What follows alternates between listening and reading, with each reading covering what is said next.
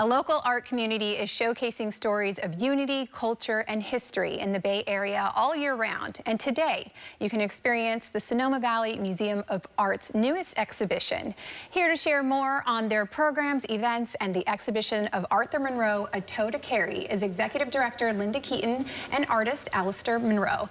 Linda, Alistair, thank you so much for joining us here at Live in the Bay. Thanks for having us. Yes, I'm so excited to talk about this exhibition, but first, let's talk a little bit about the Sonoma Valley Museum of Art. You guys made a commitment to highlighting African-American painters. Tell me about this initiative. We did. In 2022, we started to focus in on artists of color and women artists, groups that have traditionally been marginalized. And 100% of our exhibitions have been the art of women and artists of color. And Alistair, this latest exhibition is about your father. It's Arthur Monroe, A Toe to Carry is the latest exhibition that's just launching right now. So tell me a little bit about him as a person and an artist and the exhibit. Well, you know, again, thank you for letting us share this beautiful history. He's a very rare abstract expressionist painter from New York. And he migrated out here after the Korean War to study the Western Hemisphere. He fell in love with the beatnik generation of artists and took that movement all throughout South America and had a home in North Beach for a very long time in the 50s and 60s. He moved over to the Oakland Cannery in the 70s, and I've been in a movement to protect and preserve his legacy there while we're being threatened with displacement. And it's important for people to see these paintings because he was mentored and influenced by the beautiful German painter Hans Hofmann, neighbors to Willem de Kooning and Franz Klein. Jackson Pollock was a good ally. And one of his most important mentors, Harvey Tristan Cropper, was teaching Charlie Bird Parker how to paint.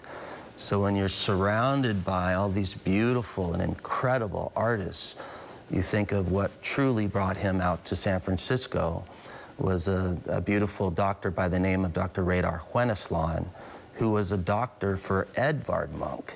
And those who don't know Edvard Munch, you think of him as the abstract Picasso. So these paintings have truly never been seen before. Wow. And we want them in museums. We want the community to see them and love them as we do. And we've come from a tremendous background of artists in our family, from Big Sur, Nepenthe, and local Pier 23 Cafe, and my aunt Flicka McGurran. Well, you're getting the chance to have all of his beautiful artwork showcased in the museum.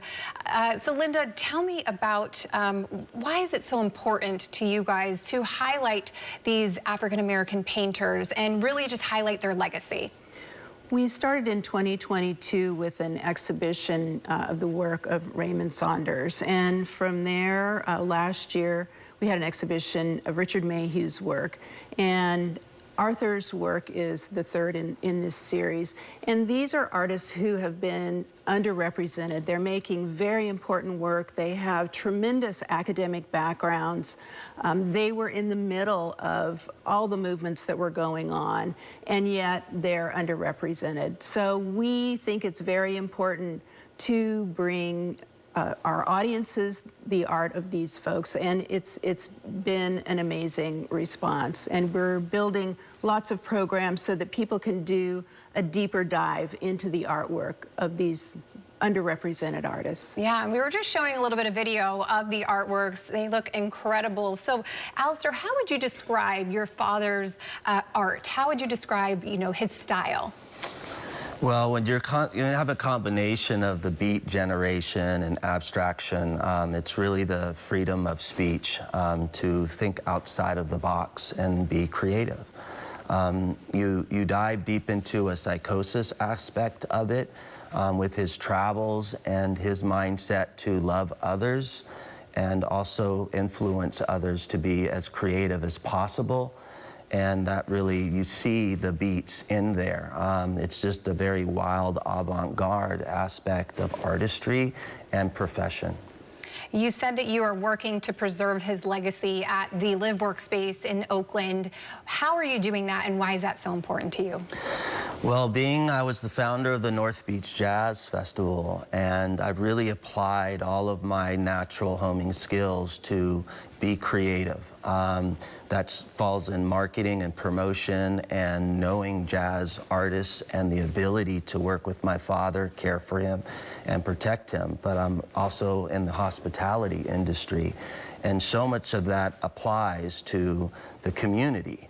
There's a lot of displacement happening in Oakland at a very rapid pace, and it's for us to protect it and preserve it as a whole and work with as many local organizations as possible to have that marketing appeal, to have that personal interest to want to save these studios so that it can be a thriving artist community. Yeah. And we're working with the Aniro Institute, who will be performing for us this weekend, and I've worked with thousands of musicians throughout the Bay, and I'm happy to be representing the arts. Yeah, well, I applaud your work and the efforts to get all of his paintings featured at the Sonoma Valley Museum of Art. So, Linda, where can people find more information about the exhibit and how to attend? You can find out more about the exhibition and the programs and all the events that the museum is working on by going to our website, svma.org.